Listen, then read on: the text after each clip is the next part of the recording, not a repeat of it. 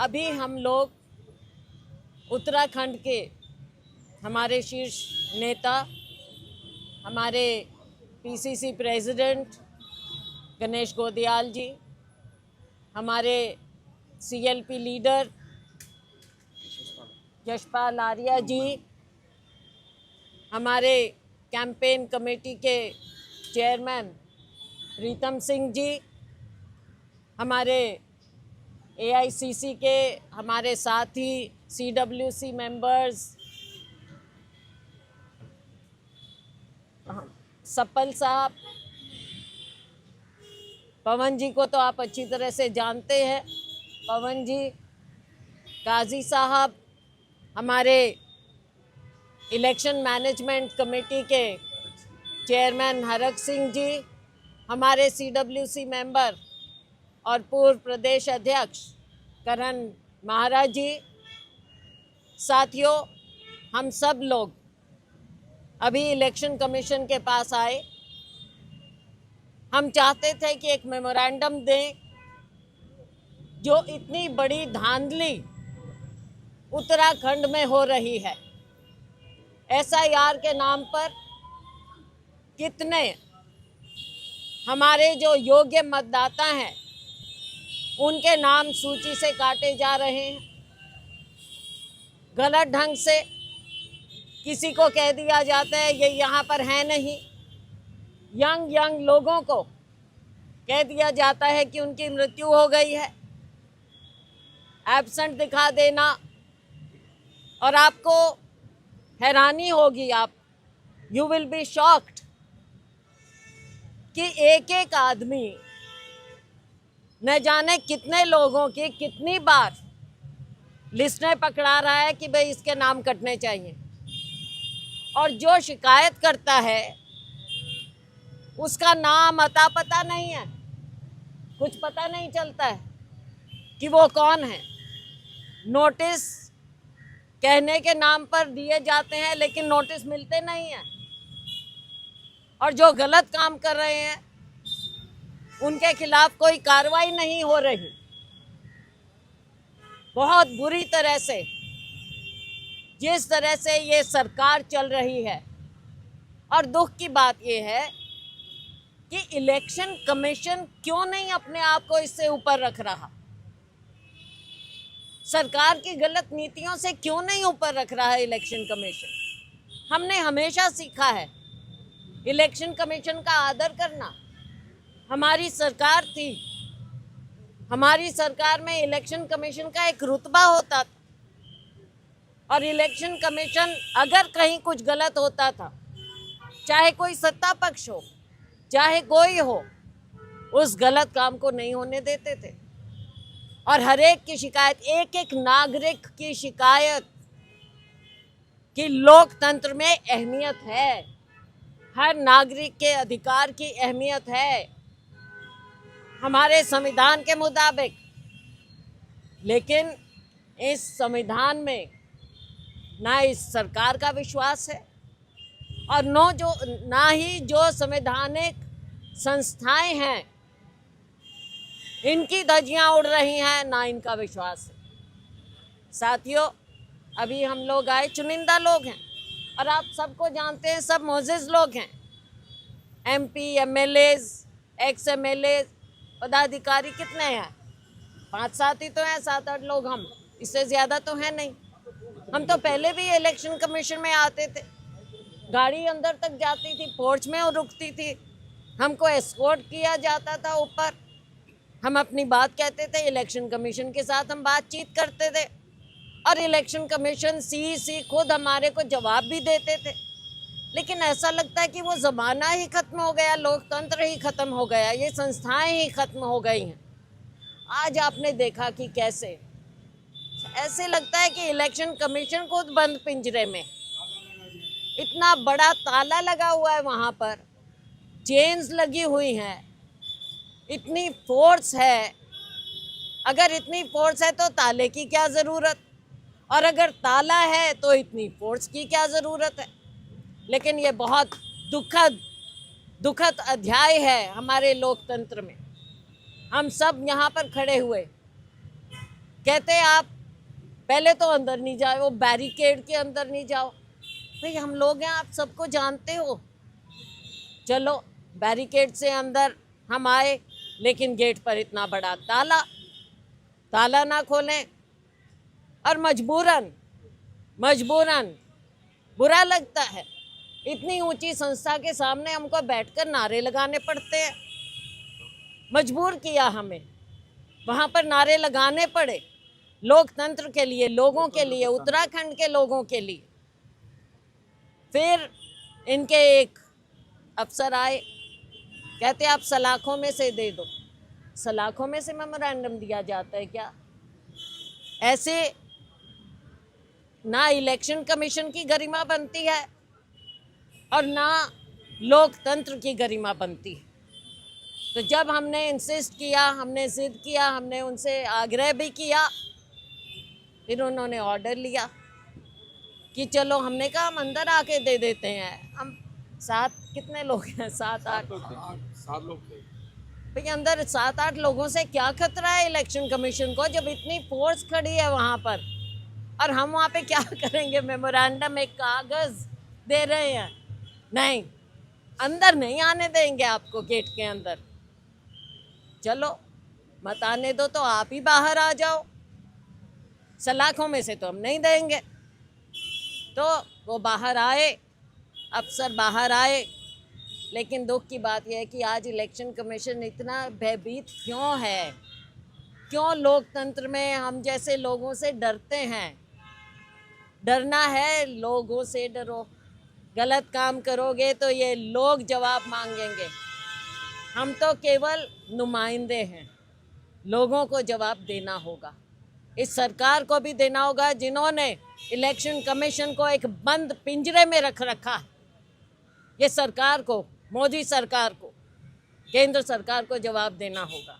मैं ज़्यादा कुछ नहीं कहूँगी, मेरे साथी हैं यहाँ पर, ये आपसे ज़रूर 2-2 शब्द कहना चाहेंगे। कृपया आप इनकी बात ज़रूर सुनिए। हम पिछले कई दिनों से हम वक्त मांग रहे थे इलेक्शन कमीशन से, लेकिन इन्होंने टाइम नहीं दिया। आज भी मांगा हमने, फिर आज हम आए यहाँ पर आकर अब आपके सामने बात है। साथियों नमस्कार। हम पिछले कुछ समय से निर्वाचन आयोग में यहाँ दिल्ली में समय मांग रहे हैं। हमारी प्रभारी जी के नेतृत्व में हम लोग मिलना चाहते हैं और प्रदेश में एसआईआर के नाम पर हो रही जो धांधलियाँ हैं उनको भारत निर्वाचन आयोग के संज्ञान में लाना चाहते थे। लेकिन पिछली बार भी हमें समय नहीं मिला, आज भी हमने सुबह से समय मांगा, समय नहीं मिला। और अंततोगत्वा हम सब ने आदरणीय हमारी प्रभारी जी के नेतृत्व में ये फैसला किया कि हम वहीं जाकर अब ये प्रतिवेदन दे के रहेंगे। प्रतिवेदन देने की तमाम प्रक्रिया में किस प्रकार से बाधाएं उत्पन्न की गई चुनाव आयोग द्वारा, ये आदरणीय मैम ने बताया। मैं फैक्ट पर जाऊंगा। फैक्ट ये है उत्तराखंड में कि सिटिंग एमएलए जो है, सिटिंग एमएलए को उसका नाम मतदाता सूची से निरस्त करने का प्रस्ताव अनजान व्यक्ति दे रहा है और चुनाव आयोग उसको एंटरटेन कर रहा है। और जब हमने उस शिकायतकर्ता के पास तक हम पहुँचे, हमारी टीमें पहुँची, तो उसने कहा भाई मैंने तो कोई शिकायत नहीं की है। और अंततोगत्वा वो व्यक्ति अपने इस आरोप से छुटकारा पाने के लिए मजिस्ट्रेट के पास गया और एफिडेविट बनाया कि मैंने कोई शिकायत नहीं की है और ये नकली शिकायतें हैं। इस प्रकार से अनगिनत एफिडेविट लोगों ने किए हैं जिसमें कि शिकायतकर्ता के द्वारा हजारों नाम डिलीट करने के लिए प्रतिवेदन दिया गया है। और जो शिकायतकर्ता का नाम सामने आया है वो एफिडेविट दे रहा है कि मैंने ऐसा किया ही नहीं है। तो इसलिए ये सब झूठ है, उनका ये झूठ का पुलिंदा किसी तरह से कांग्रेस के वोटों को काटने का एक षड्यंत्र है। और चुनाव आयोग अगर मूक दर्शक बनकर ये सब देखता रहेगा तो भारत की आवाम, भारत का लोकतंत्र इसे स्वीकार नहीं करेगा। आदरणीय हमारे सीएलपी साहब श्री यशपाल आर्य जी। सम्मानित पत्रकार बंधुओं, लोकतंत्र में और जो संवैधानिक संस्थाएं हैं, चुनाव आयोग से निष्पक्षता की, तटस्थता की और पारदर्शिता की हम उम्मीद करते रहे हैं। और जिस तरह से महाराष्ट्र में, बिहार में भारतीय जनता पार्टी ने वोट चोरी की और सत्ता हासिल की और आदरणीय नेता राहुल गांधी जी ने पूरे देश भर में वोट चोरी का मामला उठाया और आज भारतीय जनता पार्टी उत्तराखंड में भी वोट चोरी के जरिए सत्ता हासिल करना चाहती है। और आज जिस तरह से आदरणीय प्रभारी शैलजा जी के नेतृत्व में हम सब लोग चुनाव आयोग से अधिकारियों से मिलना चाहते थे, वो आपने देखा है, करीब से देखा है, उन्होंने मिलने से इनकार किया है। और निश्चित रूप से जो उत्तराखंड में हो रहा है और जिस तरह से उत्तराखंड की सरकार, उत्तराखंड की भारतीय जनता पार्टी की सरकार केंद्र सरकार के इशारे पर वोट चोरी करके सत्ता हासिल करना चाहती है, हम सब लोग एकजुट होकर इस लड़ाई को लड़ेंगे। और भारतीय जनता पार्टी को सब स्पष्ट रूप से कहना चाहते हैं कि कांग्रेस मजबूत है उत्तराखंड में और हमारे कार्यकर्ता जो हमारे BLA हैं, BLA 2 हैं और हमारे वरिष्ठ साथी हैं, हमारे सहयोगी साथी हैं और जो हमारे माननीय विधायक हैं, पूर्व विधायक हैं, वरिष्ठ नेता हैं, सब लोग मिलकर मतदान केंद्रों में जाकर जहां हमारे पोलिंग बूथ हैं, जो हमारे रिटर्निंग अफसर हैं, उन पर दबाव भी बनाएंगे और सच को सामने भी लाएंगे। फॉर्म 7 जो फॉर्म डिलीशन, वोट डिलीशन के लिए लगाए जाते हैं, डिलीट करने के लिए, उसके तहत जिसके वोट पर आपत्ति लगती है उसको भी चुनाव आयोग नोटिस देता है और जो आपत्ति करता है उसको भी नोटिस देता है। दोनों लोगों को नियत तारीख पर पहुंचना होता है सक्षम अधिकारी के सामने। उत्तराखंड में ऐसा क्या इत्तेफाक हो रहा है कि आपत्ति जिस वोट पर लगी है वो तो सैकड़ों की तादाद में पहुंच रहे हैं और आपत्तिकर्ता एक भी नहीं पहुंच रहा है। तो इसका माने ये आपत्तिकर्ता जितने सुनियोजित तरीके से कहीं एक जगह बैठकर आपत्ति कर रहे हैं और जो आपत्तिकर्ताओं के नाम हैं वो फर्जी हैं। अक्सर लोग आकर कह रहे हैं कि जी मेरे नाम से आपत्ति की है, मैंने आपत्ति कभी की ही नहीं, कोई विदेश में बैठा हुआ व्यक्ति है उसके नाम से आपत्ति कर दी। तो ये सब सुनियोजित तरीके से चल रहा है जिसकी आज हमने जांच की मांग चुनाव आयोग के सामने आए। लेकिन लोकतंत्र का मंदिर ये चुनाव आयोग, हमें ऐसा लगा कि हम कोतवाली आए हैं और इतना मोटा ताला देखा कि ताला देखकर भी लोकतंत्र कैद में है। ये देखकर आज पूरे उत्तराखंड की जनता को बहुत अफसोस होगा। प्रेस के मेरे सभी सम्मानित साथी, जैसा कि अभी हमारी सम्मानित प्रभारी जी ने, हमारे प्रदेश अध्यक्ष जी ने और नेता प्रतिपक्ष जी ने अपनी बात कही, उन बातों से अपने आप को शपथ करता हूँ और कहना चाहता हूँ कि इस देश का संविधान हमको इस बात की इजाज़त देता है कि इस लोकतंत्र में हम अपने मत के माध्यम से सरकार बनाने का काम करें या अपना प्रतिनिधि चुनने का काम करें। लेकिन बड़े खेद के साथ कहना पड़ रहा है कि लगातार इस देश के अंदर SIR के माध्यम से लोगों को जो है मत से वंचित करने का कार्य सत्ता में बैठे हुए लोगों के इशारे पर चुनाव आयोग करने का काम कर रहा है। और इसी कड़ी में हम उत्तराखंड के लोग यहाँ पर आए और हमने प्रभारी जी से आग्रह किया कि हम सब लोग उत्तराखंड राज्य के अंदर जो वोट चोरी हो रही है उसके विरोध में चुनाव आयोग से जो है संवाद स्थापित करना चाहते हैं। लेकिन आप सब गवाह हैं इस बात के, साक्षी हैं इस बात के, जब हम चुनाव आयोग में आए तो किस तरीके का व्यवहार चुनाव आयोग के माध्यम से किया गया। ऐसा लगता है कि देश का लोकतंत्र भी सत्ता में बैठे हुए लोगों के इशारे पर चुनाव आयोग समाप्त करना चाहता है और लोगों को वोट के अधिकार से भी वंचित करना चाहता है। तो ये लंबी लड़ाई है, लंबा संघर्ष है। कई राज्यों में इस तरीके का कृत्य जो है सत्ता में बैठे लोगों के इशारे पर निर्वाचन आयोग ने करने का काम किया है, लेकिन उत्तराखंड में इस कृत्य को हम बर्दाश्त नहीं करेंगे। मेरे साथियों, लंबी चौड़ी बात नहीं करूंगा। हमने पहले उत्तराखंड निर्वाचन आयोग को जो भी धांधलियाँ हो रही थी वो हमने उत्तराखंड निर्वाचन आयोग को सारी शिकायतें हमने उत्तराखंड निर्वाचन आयोग को दी। और उसके बाद जब उसमें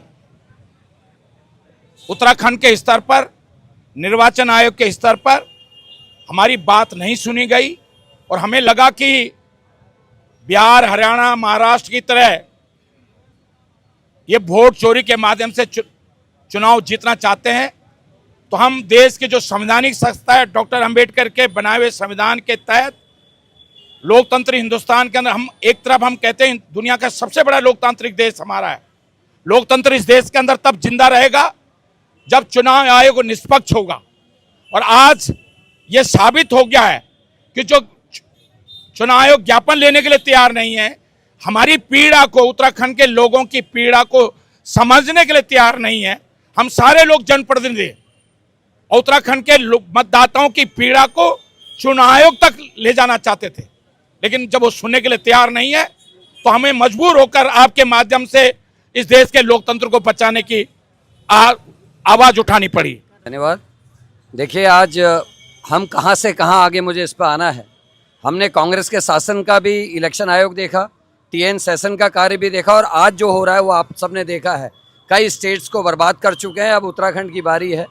और रिप्रेजेंटेशन ऑफ पीपुल एक्ट का जिक्र है प्रपत्र 7 में, जिसमें साफ कहा गया है कि अगर कोई गलत तरीके से किसी को मताधिकार के अधिकार से वंचित करता है तो रिप्रेजेंटेशन ऑफ पीपुल एक्ट 1950 की 31वीं धारा कहती है कि ऐसे व्यक्ति को 1 साल की सज़ा हो सकती है। लेकिन जब हम अपने इलाकों में इसको लेकर चुनाव आयोग के जो वहाँ करिंदे उनके पास जा रहे हैं, तो वो उस प्रपत्र को लेने से इनकार कर रहे हैं, उस शिकायत को लेने से इनकार कर रहे हैं। और इस बात को और अन्य बातों को लेकर हम इलेक्शन कमीशन में आए थे, लेकिन आज जो व्यवहार हुआ है वो बहुत ही निंदनीय है। गेट नहीं खोला गया। पूर्व यूनियन मिनिस्टर थी, CLP लीडर हैं, हमारे प्रेसिडेंट हैं और कई अन्य नेता हैं जो 6-6 बार के MLA हैं, मिनिस्टर्स हैं, उनको अंदर तक नहीं आने दिया जा रहा है। ऐसा व्यवहार किया जा रहा है जैसे आतंकवादी आ गए हों। किसान आंदोलन करते हैं उनको आतंकवादी, स्टूडेंट्स करते हैं उनको आतंकवादी, और अगर इलेक्शन कमीशन के पास अपनी शिकायतें लेके जाते हैं तो ये दुर्व्यवहार आज हो रहा है जो निंदनीय है। आज जो हम यहाँ चुनाव आयोग के पास आए वो अचानक नहीं आए। पहले उत्तराखंड के चुनाव आयुक्त से बार बार उनको ज्ञापन दिया गया, मुलाकात की कोशिश हुई और यहाँ पे भी पहले टाइम मांगा गया, लेकिन नहीं मिला। हम क्यों आए? जो SIR चल रहा है उत्तराखंड के अंदर, उसमें इतनी गड़बड़ियाँ हैं कि उसकी कहीं सुनवाई नहीं हो रही है। चुनाव आयोग का नियम है कि एक व्यक्ति 5 से ज़्यादा एप्लीकेशन नहीं दे सकता, लेकिन 50 एप्लीकेशन, 100 एप्लीकेशन, 500 एप्लीकेशन, और यहाँ तक कि एक मामले में 6,500 के करीब नाम काटने की एप्लीकेशन एक व्यक्ति दे रहा है और किसी पे कोई कार्रवाई नहीं होगी। जैसा अभी बताया कि जिसका नाम कटना है उसको नोटिस आ रहा है, पर जो नाम काटने की अर्जी दे रहा है उसको नोटिस नहीं जा रहा है, वो क्योंकि वो व्यक्ति एग्जिस्ट नहीं करता है। ऐसे भी मामले हैं कि A ने B का नाम काटने की एप्लीकेशन दी, B ने C का नाम काटने की दी, C ने D का नाम काटने की दी, और हमको लोग आगे कहते हैं हमने कोई एप्लीकेशन दी नहीं। तो ये जो पूरा फर्जीवाड़ा हो रहा है उत्तराखंड के अंदर, लगभग 10% वोटर्स का वोटर लिस्ट में नाम नहीं है, उनको नोटिस मिले हैं। और इसके साथ ही एक होता है DSE, जो एक जैसी एंट्रीज होती हैं, वो 1 लाख से ऊपर एंट्रीज के ऊपर चुनाव आयोग ने काम शुरू किया, जबकि चुनाव आयोग के खुद के निर्देश हैं कि जो राज्य चुनाव के लिए जा रहा होता है वहाँ पे ये एक्सरसाइज नहीं की जाती है, और कर रहे हैं तो इसकी कहीं लिखित जानकारी नहीं है। जो कुछ जानकारी इनको मिल रही है वो मौखिक तौर पर मिल रही है। तो चुनाव आयोग को ऐसा क्या छुपाना है कि जानकारी को आप लिखित तौर पे नहीं देंगे, आप हमारी जो शिकायतें हैं उनका संज्ञान नहीं लेंगे, आपसे जब मिलने आएंगे तो चुनाव आयोग के गेट पर ताला लगा देंगे। ये दिन इस देश के अंदर आएगा, ये किसी ने कभी नहीं सोचा था। ये एक पब्लिक ऑफिस है, चुनाव आयोग का काम है, और उनसे मिलने जो आए हैं वो देश की प्रमुख विपक्षी पार्टी के वो नेता हैं जो केंद्रीय मंत्री रहे, जो सांसद हैं, जो स्पीकर रहे प्रदेश में, जो मंत्री रहे। ये तमाम लोग जो मिलने आए हैं उनसे मिलने से इनकार करते हुए गेट पे ताला लगा दिया गया। ये बहुत ही निंदनीय और शर्मनाक बात है। एक चेतावनी है, देश के अंदर विश्वास चुनाव आयोग पे लोगों को नहीं है। इसी वजह से मोदी सरकार को पिछले दिनों जो जन आक्रोश का सामना करना पड़ा, उसको वो ध्यान में रखें। अगर लोगों के अधिकार को वो यूं छीनेंगे और उसकी कहीं सुनवाई नहीं होगी तो ये देश ज्वालामुखी के मुहाने पर बैठा है। ये सरकार की जिम्मेदारी है, चुनाव आयोग की जिम्मेदारी है कि देश लोकतांत्रिक पद्धति पर चले और लोगों का अधिकार सुरक्षित रहे।